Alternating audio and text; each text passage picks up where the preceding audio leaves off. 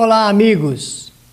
Bem-vindos à 36ª edição do programa Espiritismo Agora. Um programa feito para você que gosta de estudar os assuntos da nossa realidade espiritual. E no programa de hoje vamos dar sequência aos fundamentos da doutrina espírita, doutrina codificada por Allan Kardec, e cuja base principal é o Livro dos Espíritos, do qual teremos que falar hoje um pouco, porque vamos envolver um tema que está descrito nessa obra. O livro foi publicado em 1857 na cidade de Paris, na França. O tema de hoje é erraticidade, um termo antigo, um termo espírita, e que tem uma especificação muito própria para determinar o espírito quando não está ligado ao mundo material. Erraticidade. Para apropriar melhor o termo, nós poderemos dizer, conforme você está lendo aí na tela, como vivem os espíritos fora da matéria. Porque, convenhamos, é um pensamento também muito antigo para fazer referência a essas questões, essas dúvidas, as perguntas que as pessoas têm desde tempos antigos da nossa humanidade. Vamos começar então lembrando, já que eu falei do Livro dos Espíritos, nessas questões que estão ali incluídas, de número 237 até a pergunta 256. Anote aí em seu caderno de apontamentos, perguntas 237 até a pergunta 256. Está contida no capítulo intitulado Percepções, Sensações e Sofrimentos dos Espíritos. Allan Kardec, na questão 257, em um dos seus parágrafos, ele vai assinalar o seguinte: acompanhamos, isto é, ele está dizendo, eu acompanhei milhares de espíritos antes, durante e após o seu decesso, e vimos todo o seu comportamento, atitude, seus pensamentos. Enfim, Allan Kardec mostra ali que ele, para poder escrever esta teoria sobre os ensaios, sofrimentos e percepções dos espíritos, teve que observar o comportamento de milhares de espíritos. Observe bem, ele não está dizendo que apenas ouviu, escutou, recebeu respostas de um único espírito. Não é isto. Ele está dizendo que ele acompanhou, que ele observou isto. É diferente. Então, nesse capítulo, que ele é de extrema importância, porque vai falar das sensações, dos sofrimentos e também das percepções dos espíritos, fora do mundo material. Como é que nós iremos viver depois que nós deixarmos a matéria? Então, na pergunta 237, nós vamos apenas fazer aqui alguns comentários sobre algumas dessas questões, porque o capítulo é muito longo e cada um deve procurar de si, então, estudá-lo em profundidade, com o máximo cuidado, para extrair o conhecimento necessário. Então, nessa pergunta, que eu assinalei como a primeira a ser verificada, a de número 237, ele faz o seguinte, levanta a seguinte questão: quando se encontra desencarnado, o espírito possui percepções que tinha antes? O que é que ele está perguntando? Eu quero saber se, depois que o espírito desencarna, quando chega o momento da sua desencarnação, e a partir dela, o espírito, ele mantém as percepções que ele mantinha quando estava vivendo no mundo físico? É esta a pergunta levantada por Allan Kardec. E a resposta, ela é muito importante e interessante de ser examinada. Respondem eles assim, sim, e outras que não possuía quando estava encarnado. Percepções. Vamos voltar à pergunta de Kardec. Quando se encontra desencarnado, o espírito possui percepções que tinha antes. A palavra percepções aí tem origem no verbo perceber. Porque quando nós estamos encarnados, nós sabemos quais são os sentidos físicos que nós usamos para perceber as coisas.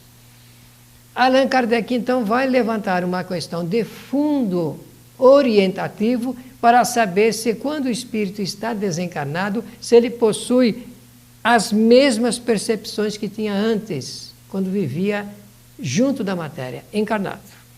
E a resposta, portanto, é esta: sim, e outras que não possuía quando estava encarnado. Isto é, ele pode ter aquelas percepções, mas ter muitas outras que ainda não poderia tê-las quando estava encarnado. Na número 240, eu disse que nós iríamos apenas fazer abordagem de algumas questões para extrair algum conhecimento sobre esta matéria. Ele vai perguntar sobre a percepção que o espírito tem no tempo. A percepção que o espírito tem do tempo. Por quê? Porque se nos perguntarem o que é o tempo, nós faremos uma versão tipicamente humana relacionada com o tempo aqui da nossa Terra, do nosso planeta, do movimento da Terra. Aliás, o tempo que nós conhecemos, ele tem como origem os movimentos da Terra, do nosso planeta. E quando nós vemos, então, que os movimentos são examinados, são orientados pelo movimento da Terra, se nos reserva a ideia do ontem, do hoje e do amanhã. Não é verdade? Mas esse é o verdadeiro tempo? Existiria um tempo diferente? Por esse fato, a abordagem de Allan Kardec, ela é muito importante para nos situarmos em relação de como os espíritos evidenciam esse assunto ligado com o tempo, fora do nosso mundo material. Então nós vamos chamar isso de os espíritos e o tempo, na pergunta 240 da questão feita por Allan Kardec. E os espíritos, então, para aproximarem Kardec de uma realidade, eles dizem assim: os espíritos vivem fora do nosso tempo convencional. Significa que, do ponto de vista genérico, quando os espíritos desencarnam, eles não têm mais a ideia do ontem, do hoje e do amanhã. Porque eles não veem o sol nascer, como nós vemos aqui, do sol se opor, ideias do dia e da noite. A realidade do espírito, portanto, é uma outra. Esta é a razão pela qual os espíritos responderam filosoficamente da forma como está escrito ali no Livro dos Espíritos. Os espíritos vivem fora do nosso tempo convencional, porque o tempo é uma convenção humana. E ele significa o interregno, a separação entre um evento e um outro evento que nós fazemos. É por isso que nós damos o nome de tempo. Vou passar a uma próxima transparência e depois retornar para a gente ir ligando esse assunto a fim de ter um conhecimento eminentemente espírita sobre essa matéria. A ideia do presente, do passado e do futuro nos dá uma falsa concepção de que aquilo que está presente hoje não tem nenhuma ligação com ontem e muito menos com o amanhã. Mas conforme nós vimos lá, isso é uma convenção humana para nós podermos viver aqui na Terra entre uma atividade e outra. Por exemplo, se eu vou dormir à noite, eu não durmo, o espírito não dorme. É o corpo que repousa ali sobre a cama para refazer-se das energias desprendidas, dispensadas. Porém, se eu quiser falar alguma coisa sobre o futuro, eu vou dizer o amanhã. Porque eu não tenho ideia de que fora do corpo o espírito continua em sua atividade. Aliás, os homens não têm esta noção. Quando tiverem, isto tudo vai ser alterado em matéria do que é o futuro. Porque o espírito fora da matéria, ele pode se reportar aquilo que nós chamamos passado e pode se reportar aquilo que se chama também futuro, o que vai acontecer. Com o passar do tempo, examinando bem esse assunto, a gente vai percebendo que o que está acontecendo hoje tem como resultado as causas anteriores e já está prognosticando o que virá depois. É por isso que existe uma lei estatística muito interessante, que eu peço a você que leia com cuidado, chamada esperança matemática, de que o que foi constante no passado será provável no futuro. Tudo está intimamente relacionado. Este capítulo que Allan Kardec escreveu, ele é muito interessante para a abordagem desse tema. Para entender isto, nós vamos lembrar a escala espírita escrita por Allan Kardec nas perguntas 100, 101 e 102 do Livro dos Espíritos. Anote aí em seu caderninho. Número 100, 101 e 102 do Livro dos Espíritos. Ele deu o nome de escala espírita. Na verdade, uma classificação por ordens e classes dos espíritos, apenas para nos aproximar de uma realidade. Então, as ordens que Allan Kardec conseguiu examinar é dos espíritos imperfeitos. Dessa ordem nós nos enquadramos aqui um planeta de provas e de expiações, dos bons espíritos e dos chamados espíritos puros. Isto é, espíritos que já passaram por todas as demais ordens e classes também. Impuros, levianos, pseudo-sábios, neutros, perturbadores, benevolentes, prudentes, sábios, superiores e puros. Por que que nós estamos mostrando isto aqui? Para a gente lembrar-se do seguinte: cada uma dessas classes tem uma ideia diferente de tempo. E quanto mais agarrado às coisas do mundo material, mais suscetíveis nós nos encontramos da convenção do tempo como é estabelecida aqui no nosso planeta. É essa a ideia sugestiva que nós precisamos compreender. As razões pelas quais nós podemos melhorar a nossa compreensão se nós tivermos a coragem de enfrentar este assunto com outra visão de futuro. Também lembrar, por exemplo, que a constituição do nosso corpo físico ela é idêntica em todos os seres encarnados.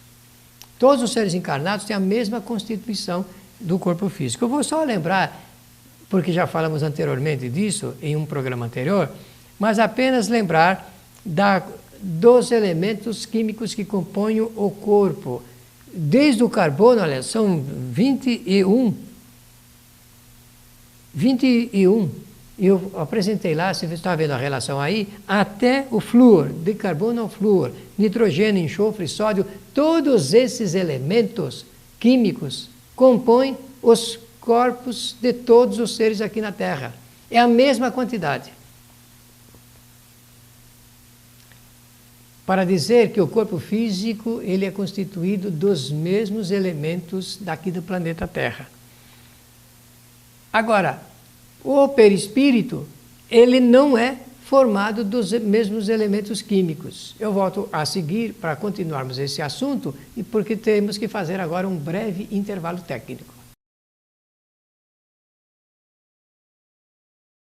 Apoio cultural.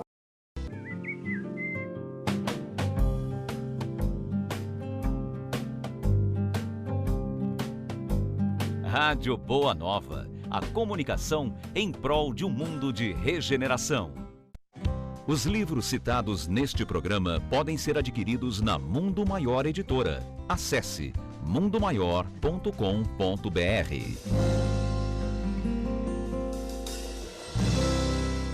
Um simples gesto, um ato de enormes proporções. Um simples gesto é capaz de dar apoio, acolher, educar, alimentar. Um simples gesto traz com ele benefícios incalculáveis. Um simples gesto contribui para realizar o bem. Participe para que a rede social do bem possa aumentar a sua capacidade de multiplicar as suas ações sociais. Pratique isso na hora que você for pagar a sua próxima compra. Use o cartão de crédito exclusivo O Bem. Peça já o seu cartão. Ligue 0800 644 2273.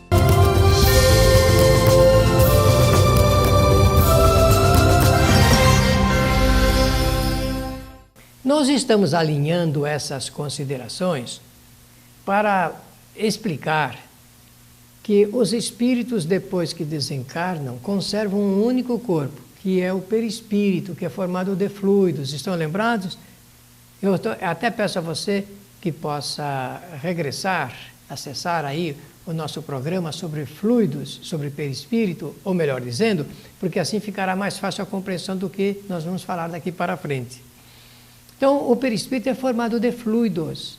Fluidos são um tipo de matéria, fora dessas 4 tipos que nós conhecemos, sólido, líquido, gasoso e o plasma, o radiante, conforme dizem os cientistas. Mas existem outros tipos de matéria, estados da matéria, estados até rarefeitos, que não há como a ciência ainda examinar. A ciência sabe disso, sabe que existem outros tipos de matéria.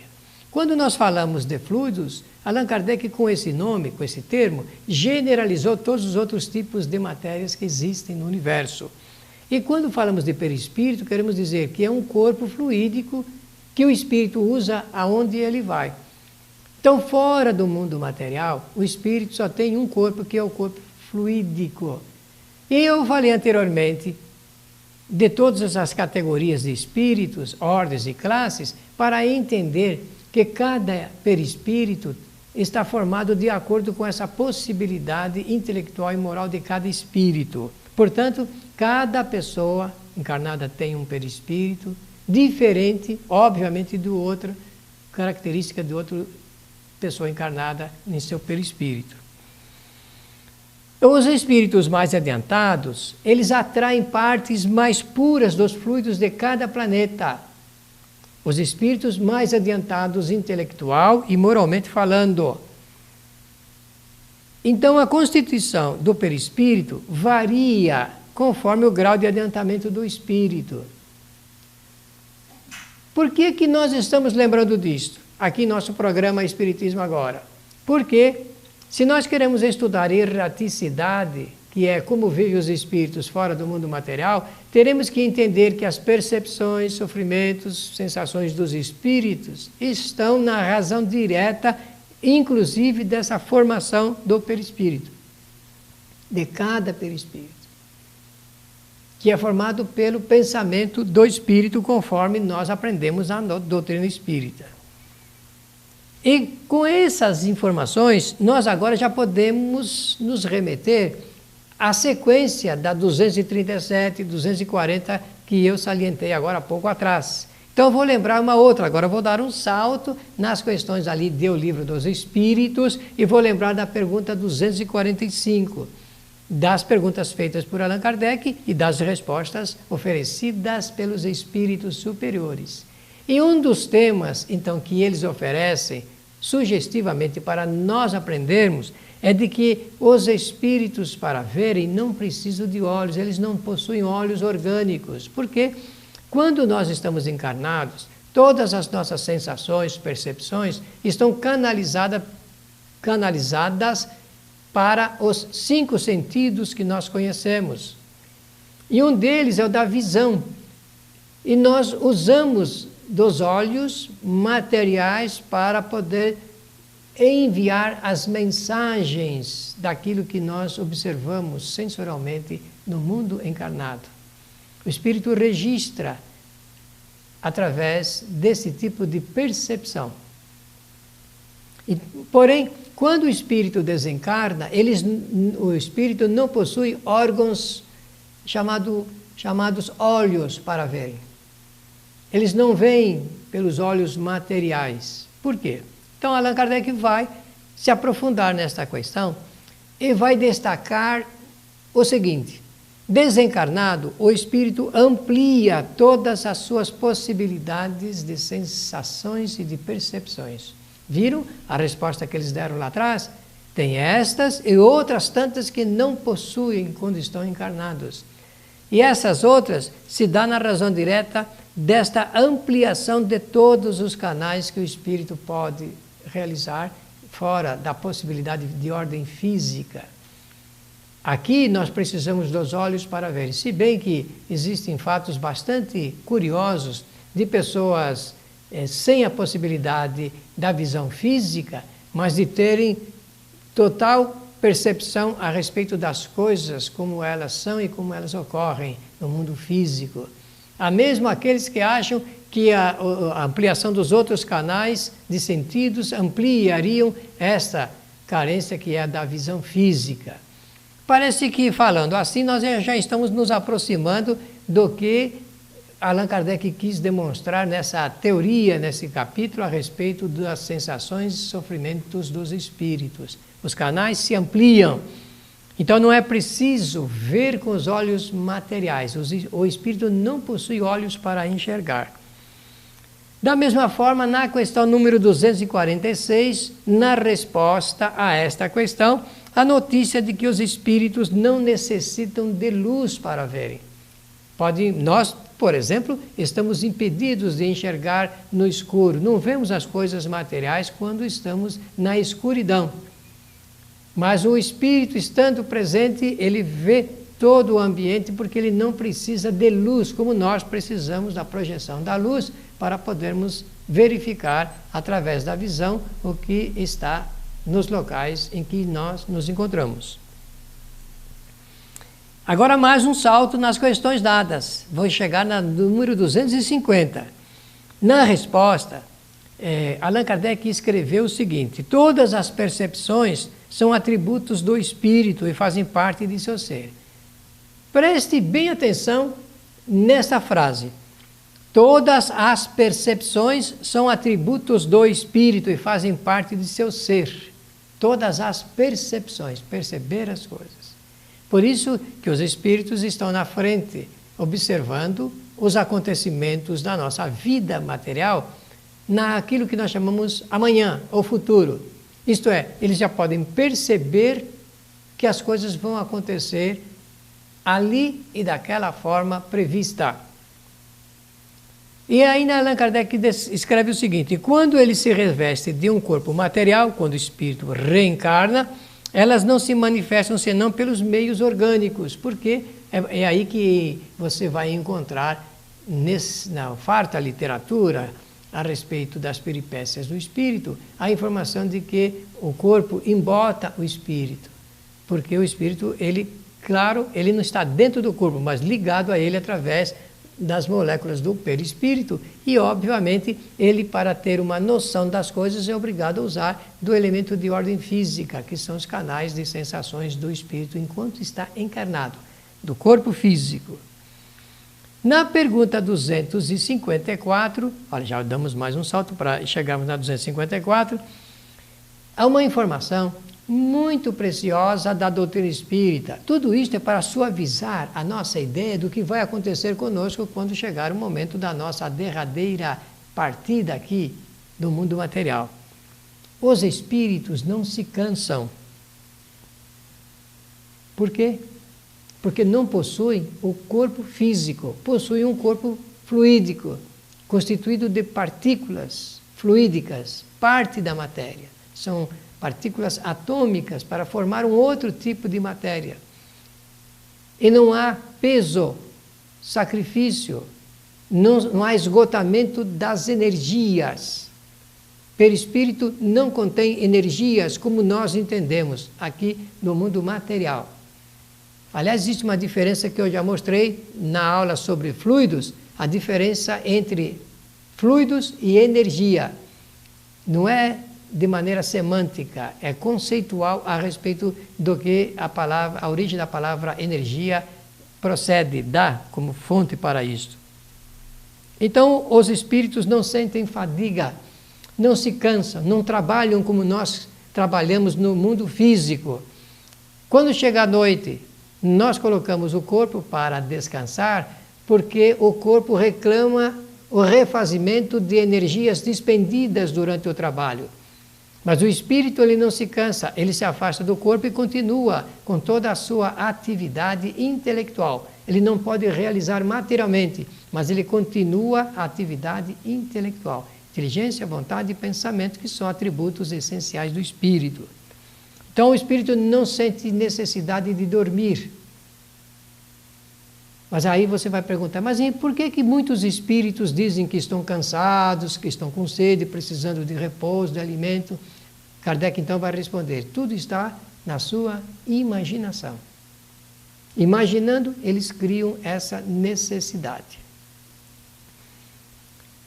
Outra informação, lá na questão 256, na resposta. Os espíritos não sentem nem frio e nem calor, porque não estando no mundo material, não sofrem a ascensão do clima, da temperatura ambiente. Então não sentem nem frio e nem calor. Mas Allan Kardec vai responder então àqueles que vão indagar. Mas e aqueles que dizem que estão sofrendo frio, estão sofrendo calor? Ele vai dizer que tudo está na razão direta da sua imaginação. Vejam vocês o que é o pensamento do espírito em relação àquilo que ele sofre num planeta chamado Terra. Essas informações são muito importantes e eu peço a você que se reporte a este capítulo do Livro dos Espíritos para ter uma informação exata, uma informação espírita sobre essa matéria. Porque existem tantos livros escritos relacionados com esses temas e cada um toda ideia é respeitável e cada um tem o direito de pensar, falar e escrever o que bem entender, porque esse direito é inalienável. Porém, quando se trata de conhecimento espírita, nós precisamos nos reportar à obra fundamental da doutrina, que é o Livro dos Espíritos. Estamos encerrando este capítulo, este número de O Espiritismo Agora, e queremos encerrá-lo agradecendo a todos que têm escrito para o nosso programa. Aí o nosso endereço está aparecendo mais uma vez em sua tela. Continue escrevendo. Nós recebemos um grande número de cartas, vamos responder a todos, estamos respondendo a todas. E mais uma vez queremos agradecer a sua participação. Até o nosso próximo programa.